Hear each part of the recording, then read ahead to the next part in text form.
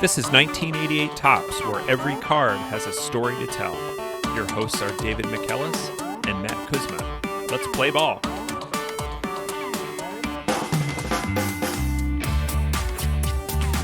Welcome back to 1988 Topps. David, what's our card for this week? Our card this week is card number 377, Sam Horn, DH/first baseman, Boston Red Sox. And this was a request from a listener. Listener Ryan from Boston suggested this Sam Horn card. Sam Horn was a Red Sox prospect, first-round draft pick. He had a fast start and a couple very good first games for teams. He ended up with a dubious distinction, but really left a lasting impression on Boston fans in the short time that he spent with the Red Sox. Sounds great. Let's go to the front of 377 of Sam Horn. And here we have Sam in the field. He is ready to field a ground ball at first base in what I would just call the most awkward-looking stance an athlete could be in. See, he looks enormous. He looks out of scale of the letters at the top of the card.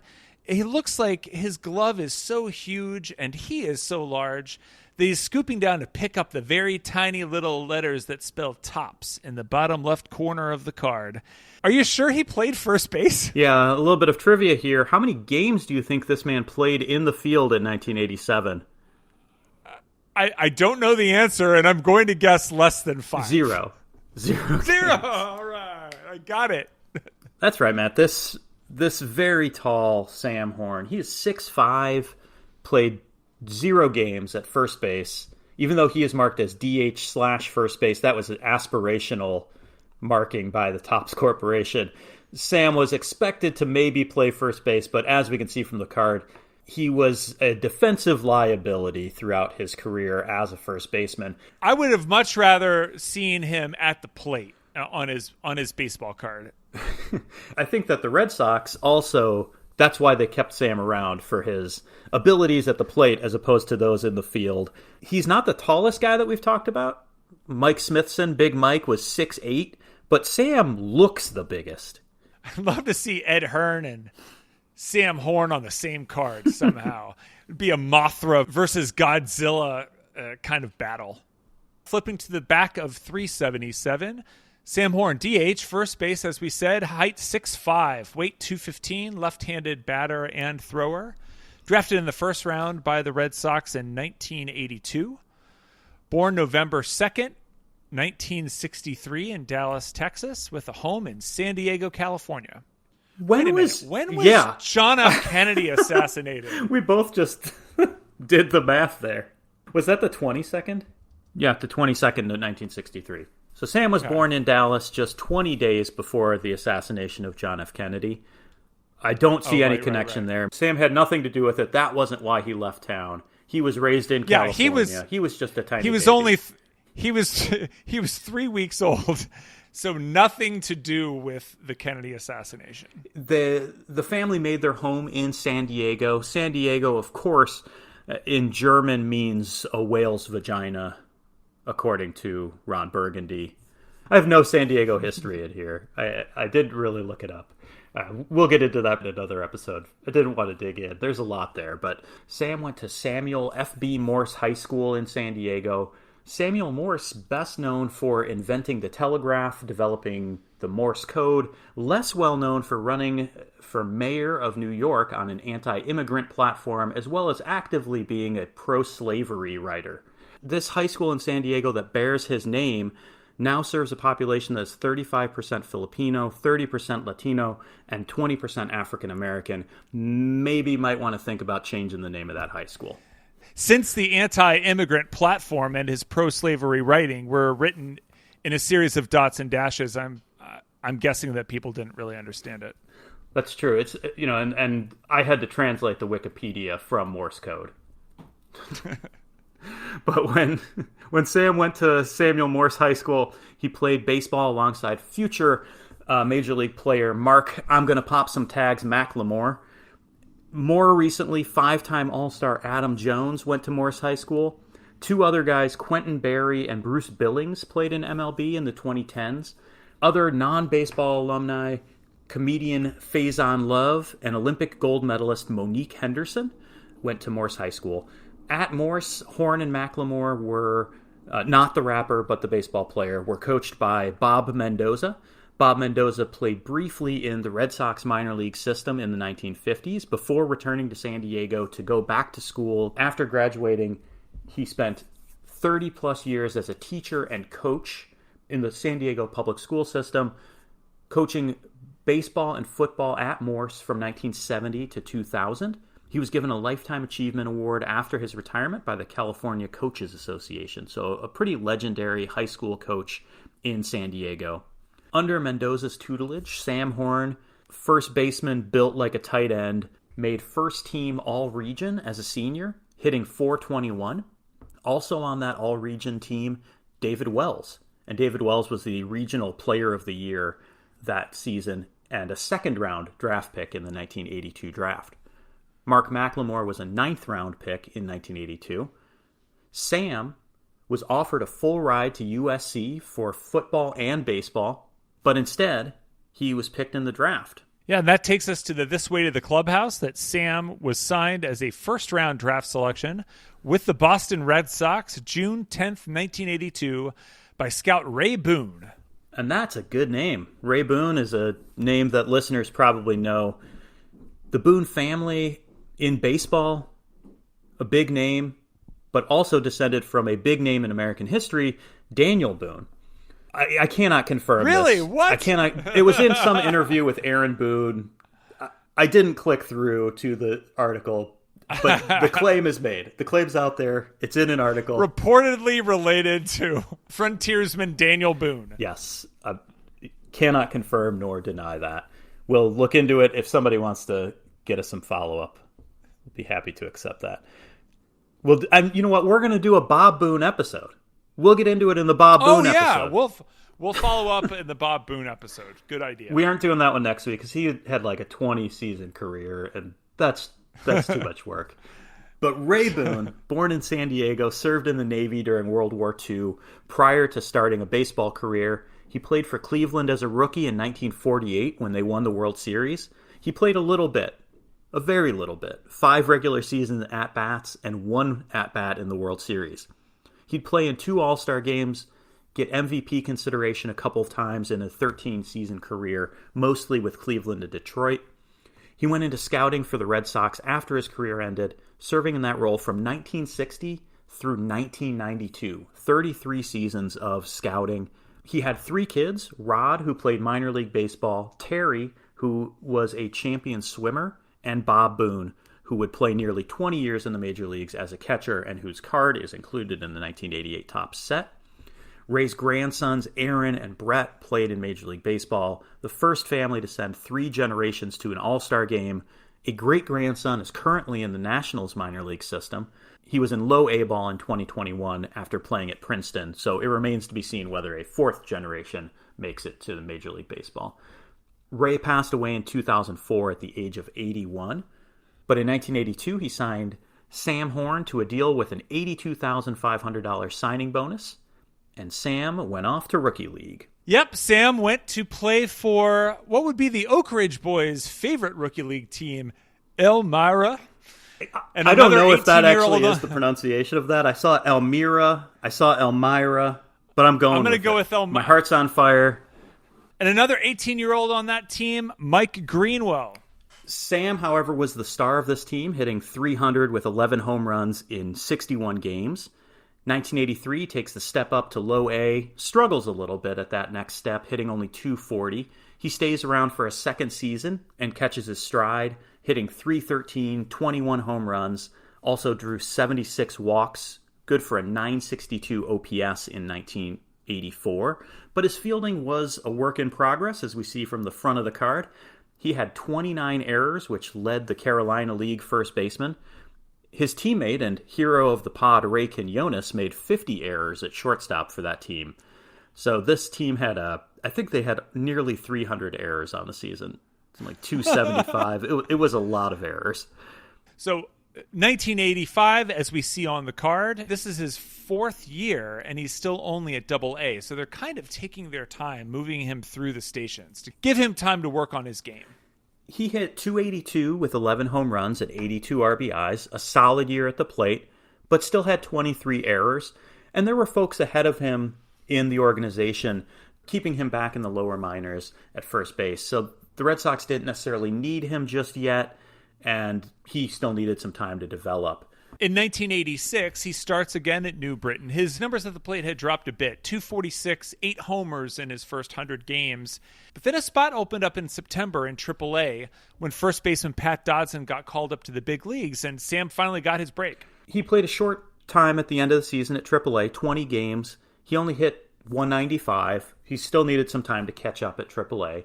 And 1987, he starts at AAA Pawtucket, and he lit up AAA pitching. There was a week in May where he and Todd Benzinger were hitting back-to-back in the lineup and combined for 27 hits in 5 games. Benzinger would hit .323 and earn a call-up to Boston in June.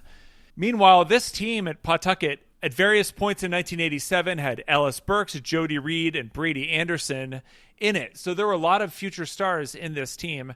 Sam Horn, meanwhile, had a legendary season in 1987 in the minors, in only 94 games hitting .321 with 30 home runs through July 25th, which is only 6 short of the Pawtucket team record for an entire season. But he wouldn't get a chance to break that record. In late July, the Red Sox were 5 games under 500. They're 14 and a half games out of first place.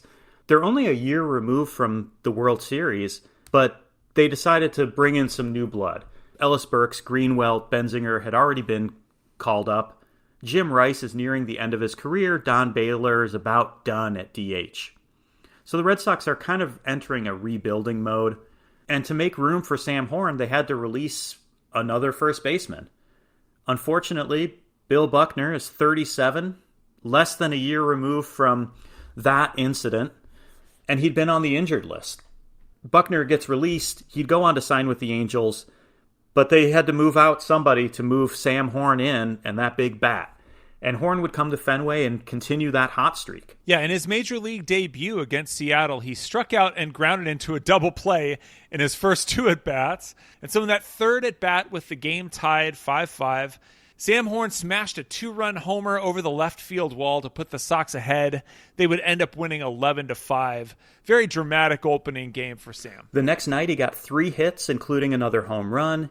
He drove in 3 runs. Through his first 10 games, he hit 5 home runs and had a .389 average, so a really fast start. He hit his 10th homer in his 31st game. That's the second fastest Red Sox player to reach double figures behind George Scott, and he became a sensation. He's given the nickname the Fenway Fridge due to his large stature and pleasant personality. While that might seem like a backhanded compliment, Sam took it in stride. He figured, hey, you're big, you're nice, we're going to call you the Fenway Fridge. It didn't bother me because I wasn't fat or out of shape or anything. Now that I'm 56 years old, I do have a little baby fridge still, Sam said. But as we can see on this card, he's a large man, but he's not. 6'5", 215 is not out of shape. That's not William Refrigerator Perry size. No, not in the least. But compared to the other players on the team, he may have appeared like a giant among men. And so you might understand where that could come from. But as we've already stipulated, the creativity of 1980s baseball nickname creators. Not terribly creative, but it does have alliteration, which is nice. True. Horn would finish up the season with 14 home runs, 34 RBIs in only 46 games. Up to that point, it was the most home runs in fewer than 50 games for a player in the American or National League. Now, if you look at StatHead, the most home runs in 46 or fewer games, with the addition of Negro League stats and the shortened 2020 season, there's a few guys ahead of him. But being behind Josh Gibson, tied with Martin DeHigo and Ronald Acuna Jr., that's nothing to be ashamed of. This is really a fantastic start to Sam's Red Sox career, but there were some hints that maybe that success was not sustainable. In his last 9 games, he hit only 1 home run and struck out 17 times in 35 at-bats. So the strikeouts would catch up to him a little bit later in his career. But meanwhile, David, I checked with my edition of the November 1988 Beckett Baseball Card Monthly. If you look at the 1988 top section and Sam Horn's rookie card 377, it was 50 cents at that time. One of the most valuable cards at the time that we have discussed on the show, probably in the top 5 of cards value. So Sam Horn was red hot and getting ready to follow it up in 1988. I need to get this one graded. Got to put this one in a slab, hang it on the wall. Yeah, carbon date it, covered in glass. There you go. Need to get it away from my filthy kitchen table that it's sitting on. Unfortunately, Sam was unable to follow up that 1987 performance with a similar star-studded performance. The emergence of Mike Greenwell gave the Red Sox a left field replacement for Jim Rice heading into 1988. And Rice was in the last years of his career, so he was moved, as a team legend, was moved to DH. Unfortunately, that pushed Horn to the bench. Horn said, "Jim Rice is playing DH, and I was basically playing in a sandbox. I just sat around waiting on an opportunity." And the opportunities were few and far between. While Mike Greenwell would have a near MVP season in 1988, Horn would have one to forget. Yeah, by June 4th, he had played in half of the Red Sox 50 games, but only had 61 at-bats. He had 2 home runs and a 148 average. He got sent back to AAA and didn't come back to Boston the rest of the season. And really, it seemed like his confidence was shot. He hit only .233 with 10 home runs at Pawtucket and didn't even play first base there. The Paw Sox already had Pat Dodson and Carlos Quintana splitting time there. Going into 1989, again, the Red Sox are trying to find a place for Sam. They want that big bat in the lineup. But Boston Globe columnist Dan Shaughnessy said, defensively, he was so bad it was comical. My contention was anybody could play first base, and I remember Ed Noddle was the manager of Pawtucket, and Ed said, "Yeah, that's not true. I've hit him my million grounders. You go hit him yours." So Sam tried to improve his first base skills, didn't get a lot of in-game experience at AAA. He made the roster, but didn't have a regular spot. He went 1 for 25 to open the season in limited action. Again, sent down to AAA in June when he was hitting only 114. He played similarly in Pawtucket to 1988, 232, 8 homers in 51 games, earned a short September call-up, but still ended the season with another 148 average in 54 plate appearances. The Red Sox released Sam in December of that season, but 2 months later, he signed a minor league deal with the Orioles to try to get a fresh start. Due to an owner's lockout that season, spring training was canceled. There was a very short preseason. He played in a few exhibition games for the Orioles' AAA affiliate, Rochester, and hit 5 home runs and 32 at-bats. But then his mother had a stroke, so he returned to San Diego to help her recuperate. When she was well enough, he joined the Orioles for a very short preseason camp before things got started in April. He flew back to Florida. Thanks to his good performance with the AAA club and some injuries, he ended up earning a spot on the Orioles' opening day roster and in the starting lineup. Facing 1989 Cy Young winner, future Kevin McReynolds exchange partner Brett Saberhagen, and the Royals in Kansas City on opening day 1990, Sam made another splashy introduction. On his second swing of the bat, he hit a 3-run homer into the fountain at Kauffman Stadium, and in fact, that was the only bat that he brought. His bats hadn't yet made it to Kansas City from Florida, so he brought one on the plane. That was it. He hit a home run. In the 8th inning, he hit a second 3-run homer, this time off Steve Farr, and that second homer was off a borrowed bat. He had to borrow a bat from Bob Melvin, and he hit a home run with it. He ended up picking up 2 other hits to go 4 for 5 with 6 RBIs, which is an Orioles opening day record. He said the only ability of mine that was ever in doubt was the ability to get in the lineup after the game, referring to his Boston days. Opportunity knocked twice, and I was there to open the door and smash it into the fountain. I added that part. Sam dedicated his performance to his mother, who was recovering from that stroke. And though he had some injuries throughout the season and only played in 79 games in 1990, he hit .248 with 14 home runs and 45 RBIs and a solid OPS plus of 126. So he was better than average in the major leagues that season. Yeah, a very good comeback for Sam after 2 straight 148 seasons. Going into 1991, that would be Sam's best overall season in the major leagues. He had career highs with 121 games, 23 home runs, and 61 RBIs. He hit only .233, but had a 130 OPS plus. While he had a great year, he also had one game that led to a dubious and unfortunate distinction for Sam. Yeah, that's right. He had a game that was so remarkably bad that they named that type of game after him. Right. If a player strikes out 3 times, that's a hat trick. 4 times, you get a larger, shinier hat, a golden sombrero. 5 times, even shinier hat, more expensive, platinum sombrero. That needs a better name, the 5 strikeout game. But none of those could describe Sam's day on July 17th, 1991. He opens the game with a walk, scores on a home run, and then he struck out 4 times, including one where he reached base and scored. So he had a kind of an odd game. That was through 9 innings. Unfortunately for Sam, the Orioles bullpen blew a lead in the 9th and the game went to extra innings, where Sam struck out 2 more times for a total of 6 strikeouts in a single game. He even had a chance to break the record with a 7th, but he hit a 2-out double in the top of the 15th inning. He was removed for a pinch runner who didn't end up scoring, and the Royals would go on to win the game at the end of that inning. So he became one of only 8 players to strike out 6 times in a single game. And after the game, teammate, pitcher, the late Mike Flanagan said, "From now on, 6 will be known as a horn. 7 will be a horn aplenty." And so if you strike out 6 times, you got the horn. Sam wasn't the first one, and nor was he the last to perform this amazing feat. Jeff Jenkins is the most recent in 2004. But aside from that one game, it was a pretty good year for Sam in 1991. 1992, he was still with the Orioles, but found himself in a familiar position, blocked with someone ahead of him at DH. He only played in 63 games due to Glenn Davis having a decent season ahead of him and locking in that spot. The Orioles had a winning record, though. 89 games they won, and Sam said, "I'd like to see myself contribute more. I'd like to see myself on ESPN.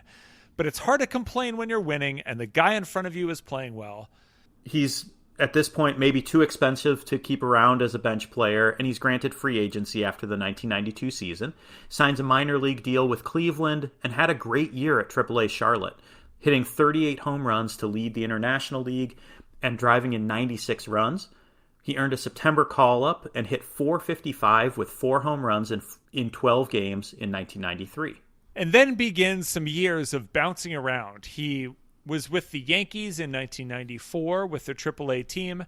In 1995, he played in 3 countries, 4 if you count the Republic of Texas. He started in Calgary, played with the Pirates AAA team, and was released in June. I was unsure about the situation around this release. He was hitting .333 at the time, and so I think it might have been by Sam's Choice. Isn't Sam's Choice the soda at Walmart? Yeah, his Sam's Choice is the soda at Walmart. It must have been related. But maybe, David, he had his eyes set on true glory, which was joining the Diablos Rojos del Mexico in Mexico City for the last month of the Mexico League season, where he would be a teammate of 1988 Topps podcast Hall of Famer Jay Baller. We got a Jay Baller and a Ray Quinones in this episode. It's special. This is a special ep. So he finished out the season in the Mexican League, which I think ended in late July, and then he would go on to join the Rangers AAA affiliate in Oklahoma City. He hit .308 for them, earning another major league call-up. That would be his last call-up to the majors. He hit 111 in 11 games. That's a lot of ones. In 1996, he liked playing in Mexico so much in 95 that he went back to play there for a season, led the Mexican League in home runs, played a little bit in the independent leagues, and then made a big move. That's right. He went to Taiwan. He signed with the Taipei Gida in the Taiwan Major League in 1997 and 98. The Taiwan Major League was the competitor league to the Chinese Professional Baseball League. And at the time of his signing, he was the highest paid player in the Taiwan professional baseball history, making about $215,000 per year for the 1997 season. That record has since been broken. But because he played in Taiwan, I asked past guest, painted cap analyst, Chinese historian, and Taiwan baseball enthusiast Andrew if there was any other information about Sam's time in Taiwan that's available outside of Wikipedia. And he said about the team, the Taipei Gida, this means sons, but not in Chinese. The Taiwan Major Leagues made a point of using words from indigenous languages to name the teams to help mark them as specifically Taiwanese and not Chinese. He said that the indigenous people of Taiwan, sometimes called Austronesian, sometimes called Aborigine, have been in Taiwan for thousands of years as opposed to the Han Chinese who've only been living in Taiwan for 400 years. And he said that Sam was probably the biggest name signed to this new league in 1997. The league was specifically supposed to model a more American power-hitting emphasis as opposed to the Japanese model of offense traditionally favored in Taiwan. Sam followed through on that power-hitting emphasis. In his first game in Taiwan, he hit the first home run in TML history. And according to Andrew, it's difficult to find stats for this league as it was later merged with CPBL, and when that merger happened, CPBL decided not to include TML stats in their official records. But from what I could find, Sam had a really big year. He led the league with 31 home runs in only 89 games, and he also hit .313. In 1998, he continued that run. He hit 15 home runs in only 48 games. But unfortunately, according to Andrew, he had to leave the league and Taiwan in July 1998 to get treatment for skin rashes. I don't know what happened there, but overall, his cards were really cool. They don't have stats on them, but the graphics on the front and back are really sweet. They say power 10,000 and power 30,000. I don't know what the 30,000 even means, but it's great. And then it has little logos, little mascots that are on there too. So overall, I'm pretty juiced by these cards. Love them. Sam looks pretty good on these cards. He's big. He looks bigger than on this card. Put on some muscle. And he was good in Taiwan for those couple seasons. But after that skin rash issue, he came back to the U.S. He played a couple more seasons of Indie League ball, and then he retired at 37. So, closing the book on Sam Horn, 8 years in the major leagues, but almost 20 years playing professional baseball, 389 games in the majors, 62 home runs and 1,040 at-bats, an OPS plus during that time of 119. How about in retirement? He lives in Rhode Island with his wife. He had 3 kids. He went into broadcasting briefly with NESN, doing some Red Sox games, and his home run catchphrase was "Kapow!" He still plays in charity games and shows folks around Fenway as a Red Sox ambassador. And he hosts his own show on NBC Sports Boston called What Is Your Pregame? In that, he interviews celebrities, athletes, business and public leaders, asking guests about their personal pregame preparation and recipe for success. I like it. This is a player, I didn't know much about Sam going into this, David, but I sure like him after hearing these stories. What do we think of Sam? I'm the same as you, Matt. This is a guy who, in his rookie season, hit 14 home runs in 46 games. But he wasn't listed as a future star. There were 2 all-star rookies on this Boston Red Sox team in Mike Greenwell and Ellis Burks. But Sam didn't get that little cup. Of course, the first baseman that year who did was Mark McGwire.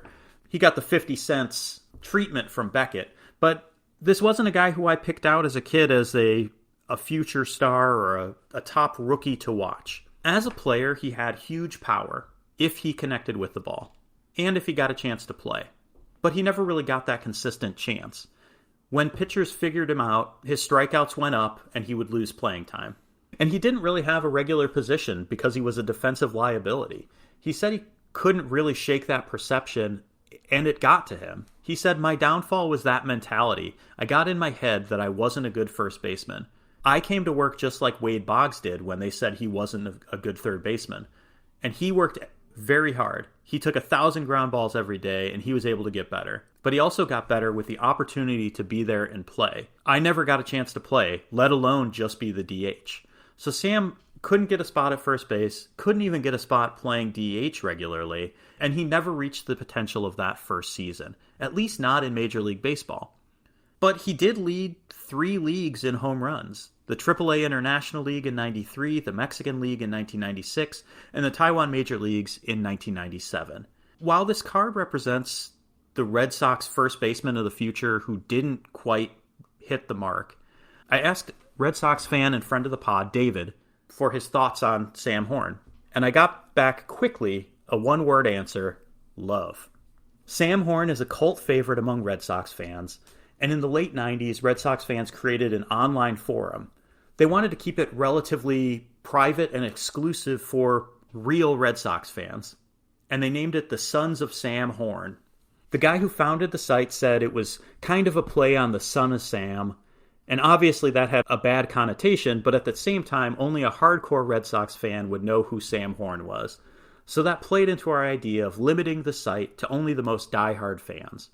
This site gained some notoriety, getting some inside info from Curt Schilling, who interacted with fans on the site while the Red Sox were in the process of acquiring him from the Arizona Diamondbacks. So this site was breaking news, it was breaking trades, breaking stories. Owner John Henry and Theo Epstein added visibility to the site by participating in chats. And Sam has really embraced both the site and his name on the site as a tribute to his legacy as a cult hero. I suppose you could take this as a joke or being made fun of or something, but he also represented the hope of Red Sox fans in 1987. Because of that notoriety and that cult status, Sam also ran in 2007 for the position of President of Red Sox Nation. Yeah, this is the part of the story that really piqued my interest, David, because you and I met working on a political campaign in 2007 and 2008, around this same time. I wonder if we had been hired by Sam Horn to run the field campaign to try to get him elected president of Red Sox Nation, what do you think we should have done? I think he still would have lost.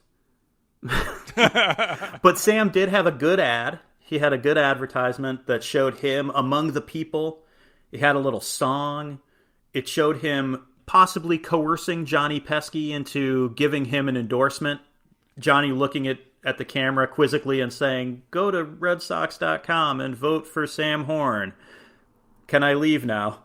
Please let go of me." But Sam seems really friendly. He's out there with the people. It's great. There was a Tim Russert moderated debate between candidates. Some of the candidates for this position were Sam, Red Sox legend and broadcaster Jerry Remy, Doris Kearns Goodwin, who wrote Team of Rivals. I think a relative of Oil Can Boyd was involved. Ultimately, Sam lost out to Jerry Remy, and Jerry passed away earlier this year. I don't know if they're going to hold another election for this, but it was kind of a spectacle, and Sam, I think, cemented his place as a cult favorite. There were fans of Sam Horn who put radio ads out for him. It was a pretty fun part of Sam's story. What I love about that story, though, is that Sam only played for the Red Sox in the majors a handful of years. He wasn't an all-star. He wasn't a World Series winner. He's not the most likely ambassador you would think of, but he was just so fun. He played 103 games for the Red Sox. That's it. 103 games. While that career was short, Sam's okay with how things turned out. He knows that fans liked him and wanted him to succeed. And they knew he was a nice guy. And he also brought excitement to the ballpark one way or another. Fans knew, according to Sam, quote, "That guy right there, he struck out a lot, but he was the kind of guy that you wanted to make sure and watch. Because if he did hit it, he either hit it really hard or really far." And so Sam's okay with the way that he's perceived by Red Sox fans, and Red Sox fans still embrace him. There's pictures of him online showing groups of fans around the luxury boxes at Fenway, doing speaking tours, participating in charity events, and generally being a face of the Red Sox organization. And because of Sam's good nature and kindness, he makes a great ambassador for the team. Evidence of Sam's kindness is what led listener Ryan to request this card. In his email, Ryan said, My father took me to Baltimore for a game at the then new Camden Yards. The Orioles were playing the Twins, and for the first few years of that park, it was really hard to get tickets at Camden Yards. You would have to get your game tickets through the box office. He said they were supposed to have a connection through the Red Sox ticket office to get these seats at Camden Yards. When his dad showed up to pick up the tickets, there was nothing there. And he begged the people at the ticket office, pleaded his case to no avail. He was wearing a Red Sox hat as he went up. Ryan's father didn't see that Sam Horn, who was now playing for the Orioles, had walked into the ticket office to drop something off. He overheard Ryan's dad, and he happened to have 2 extra seats, and he gave them to Ryan's father, allowing them to go to this game, to not have made the trip from Boston to Baltimore in vain. Just further evidence of Sam's kindness, and just seems like a really good guy. That's a great story about Sam, and man, a great day for Ryan and his dad to score those tickets from Sam Horn, Red Sox legend in his own right. So thank you, Ryan, very much for the request. And thank you, David, for the story. And thank you to you at home for listening. If you've ever struck out 6 times in a single night at the bar, we'd love to hear all about it on Twitter. You can reach us at Tops1988. Thanks a lot, and we'll see you next week.